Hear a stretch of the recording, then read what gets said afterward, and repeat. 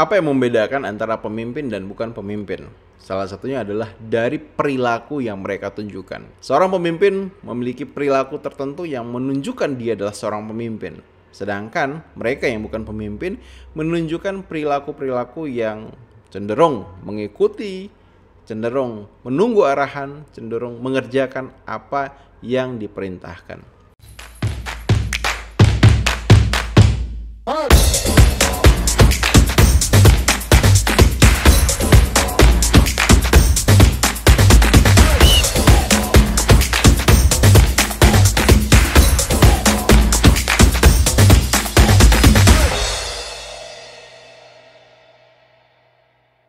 Hai, selamat datang di channel Ronald Tagalung, channel yang berbagi berbagai hal terkait dengan motivasi, inspirasi, dan skill di dalam mengembangkan diri, khususnya skill di dalam berkomunikasi dan kepemimpinan. Video kali ini akan membahas tentang bagaimana seorang pemimpin membangun perilaku tertentu yang akhirnya membuat dia dilihat, dihargai, dan dianggap pantas memimpin. Dan kita akan mulai dari sebuah cerita berikut ini. Pada tanggal 15 April 1912, sebuah kecelakaan besar terjadi di Samudra Atlantik. Kapal paling besar saat itu, RMS Titanic, tenggelam karena menabrak gunung es pada pelayaran pertamanya dari Southampton, Inggris, menuju New York City. Nah, diperkirakan dari 2.244 penumpang kapal, itu lebih dari 1.500 meninggal dunia. Nah, pertanyaannya adalah mengapa kapal Titanic itu bisa menabrak gunung es? Padahal kapal Titanic ini dianggap sebagai kapal yang terhebat, terbesar, teraman di masa itu. Ketika kamu membayangkan sebuah gunung es, mungkin kamu membayangkan sebagaimananya sebuah gunung yang kita tahu itu, ya. Di mana kamu membayangkan sebuah gunung yang menjulang tinggi di atas permukaan air. Kenyataannya ternyata tidak demikian itu. Sebuah gunung es seringkali itu hanya tampak seperti sebuah bongkahan besar es yang mengapung di atas air. Terlihat sangat kecil. Bahkan dibandingkan dengan badan kapal Titanic yang punya panjang 269 meter dengan lebar 28 meter dan tinggi 53 meter. Sebuah gunung es yang terlihat menjulang di atas permukaan laut sesungguhnya memiliki bentuk yang jauh lebih besar dari yang bisa kita lihat di atas permukaan laut. Apa yang tampak hanyalah sebagian kecil dari ujung puncak dari gunung tersebut. Sedangkan selebihnya merupakan tubuh gunung es yang tersembunyi di dalam samudra. Dan inilah penyebabnya kenapa kemudian walaupun sepintas terlihat Titanic hanya menabrak bongkahan es, namun sesungguhnya Titanic sedang menabrak sebuah gunung es. Ketika kita melihat seorang pemimpin, maka hal yang membuat kita suka, senang, dan tertarik dengan pemimpin itu adalah karena perilaku yang ditunjukkannya. Sebagai contoh seperti ini misalnya, kamu punya nggak pemimpin yang kamu idolakan? Nah, kira-kira apa yang kamu sukai darinya? Apa yang membuat kamu menghormatinya dan sikapnya yang mana yang membuat kamu terinspirasi? Setiap kita itu pasti punya pemimpin yang kita idolakan. Bisa itu misalnya pemimpin negara, pemimpin organisasi, maupun sosok pemimpin yang ada di sekitar kita. Nah, pertanyaannya adalah apa yang membuat kita kemudian mengidolakannya? Bisa jadi karena visi yang dimilikinya, nilai yang dia bela, caranya berkomunikasi yang menginspirasi, maupun sejumlah pengalaman yang membuat kamu terkesan karena menyentuh emosi. Semua hal yang kita kagumi dari seorang pemimpin itu adalah sesuatu yang tampak. Bisa kita lihat, kita dengar, dan dirasakan. Sama seperti puncak gunung es yang menjulang di atas samudra yang bisa dilihat oleh semua orang. Namun, sikap dan perilaku pemimpin yang kita lihat sesungguhnya itu tidak hadir begitu saja. Melainkan ia ditopang oleh beberapa hal yang tidak tampak. Sama seperti puncak gunung es yang ditopang oleh tubuh gunung es yang tersembunyi di dalam samudra yang luas. Nah, perilaku pemimpin yang tampak oleh kita sesungguhnya itu ditopang oleh hal-hal yang tidak tampak, seperti identitas apa yang dia kenakan, pikiran apa yang menjadi keyakinan dalam dirinya, serta apa saja sebenarnya nilai yang dimilikinya dan skill apa saja yang dikuasainya. Nah, yuk kita bahas satu persatu. Yang pertama adalah perilaku seorang pemimpin itu ditentukan oleh identitas yang dia kenakan. Setiap pemimpin yang kita lihat dengan sikap dan perilaku yang berbeda-beda itu disebabkan karena punya identitas yang berbeda-beda juga. Seorang pemimpin yang misalnya menggunakan seragam militer itu akan memiliki sikap dan perilaku yang berbeda jika dibandingkan dengan pemimpin sebuah orkestra yang menggunakan setelan jazz.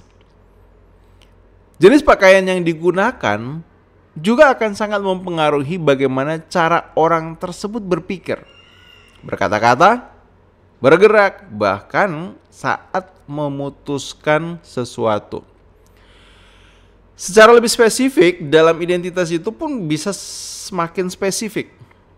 Contoh di lingkungan militer, kita tahu bahwa walaupun sama-sama menggunakan seragam, ternyata para pemimpin militer itu bisa beda-beda sikap dan perilakunya. Nah, kenapa? Karena ini ditentukan oleh identitas apa yang kemudian dia gunakan. Misalnya seperti ini. Sama-sama nih, ada jenderal ya, ada 2 orang jenderal. Salah satu jenderal menggunakan identitas dirinya sebagai pemimpin yang tegas dan otoriter. Maka dengan mengenakan identitas bahwa dia adalah pemimpin yang tegas dan otoriter, punya kuasa, punya power, ini akan mempengaruhi dengan sangat kuat bagaimana cara ia bersikap dan berperilaku, bagaimana cara dia memperlakukan orang lain. Sebaliknya, ketika seorang jenderal ini menyebutkan dirinya sebagai pemimpin yang penuh kasih sayang, demokratis, dan mengayomi, maka ini juga akan memberikan sebuah tampilan kepemimpinan yang berbeda, sebuah tampilan kepemimpinan yang bersahaja. Nah, kamu bisa membangun kepemimpinan kamu berdasarkan identitas yang kamu kenakan. Kamu bisa gunakan rumusannya seperti ini. Kamu ingin jadi pemimpin dalam hal apa? Kemudian kamu ingin memimpin orang-orang seperti apa? Kamu ingin memimpin orang dengan cara bagaimana? Dan kamu ingin diingat orang sebagai pemimpin yang seperti apa? Nah, menjawab pertanyaan-pertanyaan ini itu akan membantu kamu untuk menentukan identitas kepemimpinan seperti apa yang ingin kamu bangun di dalam diri. Contoh misalnya, kamu ingin menjadi pemimpin dalam hal apa? Misalnya dalam hal bisnis, saya ingin menjadi seorang pemimpin bisnis, artinya business owner misalnya. Kemudian kamu ingin memimpin orang seperti apa? Saya ingin memimpin orang dengan inspirasi. Berarti saya pemimpin bisnis yang menginspirasi. Kamu ingin memimpin dengan cara yang bagaimana? Menggunakan contoh. Berarti saya menjadi pemimpin bisnis yang menginspirasi orang dengan contoh ataupun teladan. Dan kamu ingin diingat orang sebagai pemimpin yang seperti apa? Diingat sebagai pemimpin yang menyayangi anak buahnya. Maka dalam hal ini kamu membangun identitas diri sebagai seorang pemimpin bisnis yang menginspirasi orang lain dengan memberikan contoh dan dikenal sebagai orang yang penuh kasih sayang. Nah, identitas inilah yang kemudian yang akan menentukan bagaimana kemudian cara kamu bersikap, cara kamu berperilaku, cara kamu memimpin dan memperlakukan orang lain. Yang kedua, kepemimpinan itu dibentuk oleh keyakinan. Bagaimana sikap dan perilaku kita sebagai seorang pemimpin itu banyak dipengaruhi oleh keyakinan yang kita miliki. Mereka yang yakin bahwa dirinya bisa akan punya semangat dan sikap yang jauh lebih positif dibandingkan mereka yang yakin bahwa dirinya tidak bisa. Nah, kebayang kan kalau ada pemimpin yang dia merasa dirinya nggak bisa, maka tentu saja keyakinan ini akan mempengaruhi bagaimana cara dia bersikap dan berperilaku. Sebaliknya kalau dia yakin dia bisa, ya tentu cara dia bersikap dan berperilaku pun akan jauh berbeda. Setiap pemimpin memiliki hal-hal yang diyakini dan hal tersebut menjadi motor penggerak dari perilaku yang dimilikinya. Ada beberapa keyakinan yang secara umum itu dimiliki oleh pemimpin-pemimpin hebat. Yang pertama, pemimpin yakin bahwa sesungguhnya setiap orang itu punya potensi yang sama, sehingga dengan keyakinan itu dia mampu mendorong setiap orang yang ada di dalam kepemimpinannya untuk menggali potensi yang dimiliki dan kemudian dioptimalkan di dalam bagaimana menjadikan si individu ini menjadi pribadi yang jauh lebih baik dan mampu berkontribusi di dalam pencapaian organisasi. Keyakinan yang kedua adalah di mana setiap pemimpin itu punya keyakinan bahwa jika orang lain bisa mencapai sesuatu, maka dengan berusaha dan belajar, siapapun bisa mewujudkannya. Keyakinan yang ketiga, pemimpin senantiasa yakin bahwa dengan kerja keras hasilnya akan jauh lebih jelas. Tanpa kerja keras, jangan berharap hasil yang jelas. Selanjutnya, seorang pemimpin itu punya keyakinan bahwa tidak ada yang namanya gagal dalam hidup ini. Yang ada adalah belajar. Ketika kita melakukan sesuatu dan kemudian hasilnya belum sesuai dengan yang kita harapkan, maka itu bukanlah gagal. Itu adalah sebuah proses belajar. Dan yang kelima, keyakinan yang dimiliki oleh seorang pemimpin adalah keyakinan bahwa untuk mencapai sukses dibutuhkan komitmen dan konsistensi yang tinggi. Nah, kita masuk ke bagian yang ketiga yang membentuk perilaku dan sikap seorang pemimpin, yaitu berkaitan dengan nilai hidup. Dalam hidup ini kita selalu dihadapkan pada berbagai macam pilihan. Apa yang menjadi prioritas kita akan selalu mendapatkan porsi terbesar. Seorang pemimpin memiliki kejelasan pada prioritas nilai ini gitu. Kenapa? Karena inilah yang kemudian akan membantunya untuk dapat mengambil keputusan secara cepat dan tepat. Nah, nilai ini merupakan hal-hal yang kamu yakini dalam hidup ini sebagai sesuatu yang penting. Misalnya seperti ini. Ketika di hadapan kamu ada yang namanya keluarga, karir, kesehatan, sosial, dan spiritual. Maka mana yang kamu anggap paling penting, tidak terlalu penting, sangat tidak penting.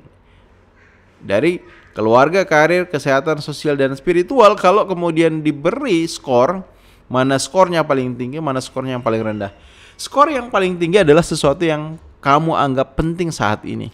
Nah, mana yang kemudian kamu anggap paling penting akan sangat menentukan bagaimana cara kamu bersikap dan berperilaku. Contoh misalnya ketika yang kamu anggap adalah paling penting itu kesehatan, maka segala keputusan kamu, perilaku kamu, tindakan kamu itu akan senantiasa didasarkan pada apakah ini akan mempengaruhi kesehatan atau tidak itu.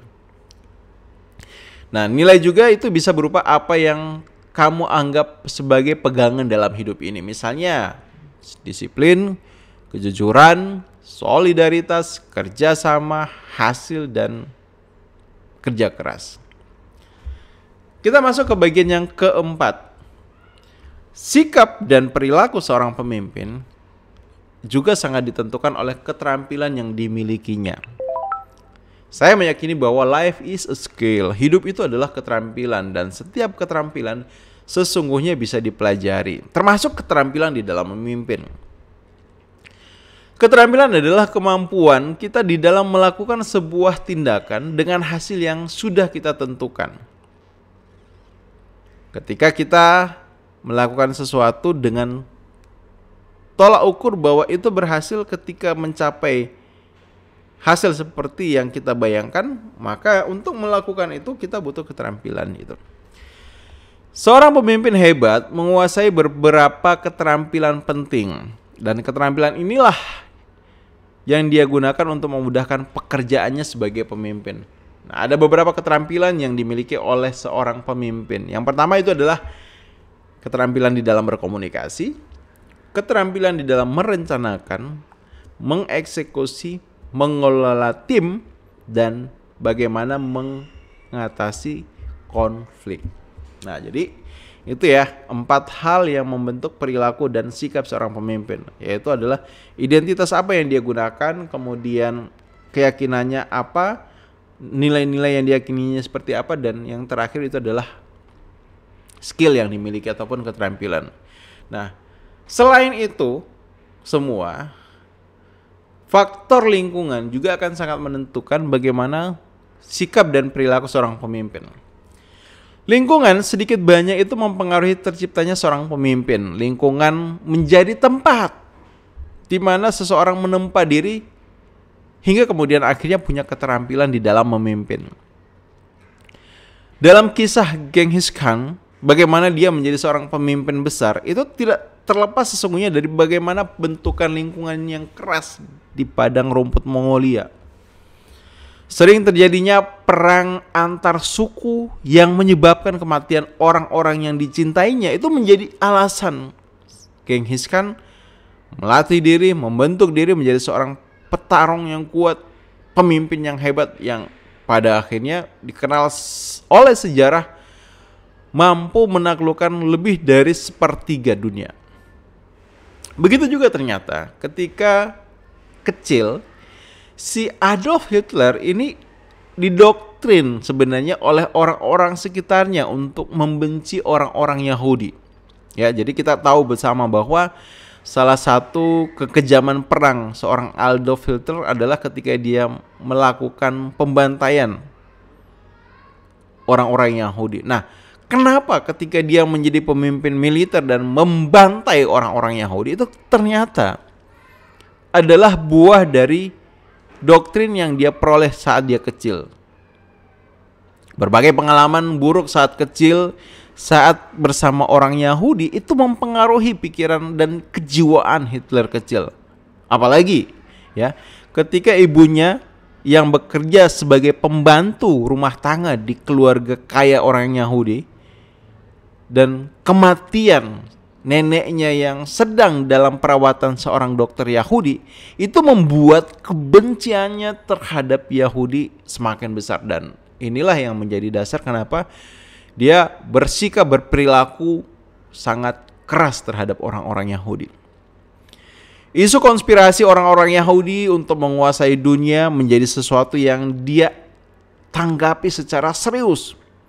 Dan inilah yang kemudian menjadikan seorang Hitler sebagai pemimpin yang kejam pada orang Yahudi. Dia perintahkan pembantaian terhadap orang Yahudi sebanyak-banyaknya. Agar apa? Agar konspirasi Yahudi untuk menguasai dunia itu tidak terwujud. Nah, sesungguhnya tidak ada hubungan langsung yang bisa menunjukkan bahwa lingkungan yang keras akan menghasilkan pemimpin yang keras. Beberapa pemimpin meski berada dalam situasi perang tetap mampu mengambil sikap kepemimpinan yang tenang dan tanpa kekerasan. Contoh seperti Mahatma Gandhi, Martin Luther King, dan Nelson Mandela. Mahatma Gandhi dikenal sebagai salah satu tokoh penting dalam kemerdekaan India, di mana melalui gerakan aksi demonstrasi damainya, Gandhi menyerukan gerakan perlawanan tanpa kekerasan terhadap Britania Raya. Sikap Gandhi yang anti kekerasan ini banyak dipengaruhi oleh lingkungan ketika dia hidup. Kepercayaan Hindu tradisional yang dimana mengutamakan ajaran nilai tentang kebenaran dan tanpa kekerasan. Satya Ahimsa. Ya, jadi di sini kita belajar bersama bahwa sikap dan perilaku yang kita lihat dari seorang pemimpin itu tidak muncul dengan sendirinya. Dia kembali lagi dibentuk oleh identitas apa yang digunakannya, kemudian keyakinan-keyakinan yang ada di dalam dirinya, nilai-nilai yang dia prioritaskan, dan skill yang dimiliki, beserta bagaimana dampak lingkungan terhadapnya. Tipsnya adalah ketika kamu punya keinginan untuk bagaimana punya sikap dan perilaku tertentu di dalam kepemimpinan kamu, maka kamu bisa wujudkan itu dengan cara apa? Tentukan identitas apa yang akan kamu gunakan saat memimpin. Kemudian, perjelas apa yang kamu yakini dan apa yang tidak kamu yakini. Tentukan mana yang menjadi prioritas nilai kamu dan mana yang bukan prioritas nilai kamu. Dan kuasai keterampilan-keterampilan yang dibutuhkan di dalam memimpin. Komunikasi, perencanaan, pengelolaan, bagaimana menyelesaikan konflik, merencanakan sebuah ide, dan punya impian yang besar di masa yang akan datang. Dan selebihnya, semua hal yang ada di lingkungan bisa kamu gunakan untuk memperkuat cara kamu dalam bagaimana membentuk sikap dan perilaku dalam memimpin.